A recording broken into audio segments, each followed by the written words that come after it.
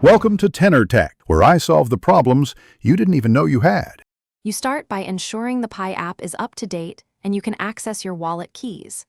Open Pi and authenticate with your keychain. This preserves account continuity. Once signed in, navigate to Settings to begin the change. Make sure your new number can receive SMS. Pi uses it for verification. If you rely on social recovery, inform your guardians before proceeding so they expect a verification step. This initial setup prevents lockouts and prepares you for the change. Now you initiate the change. In Settings, choose Account, then Phone Number. Enter the new number carefully, including the country code. Small mistakes cause failed verifications. Tap to request the SMS verification code and wait. Network delays can take a few minutes. Once the code arrives, input it promptly and confirm. Pi links the number to authentication and notifications, so this step updates where they send codes.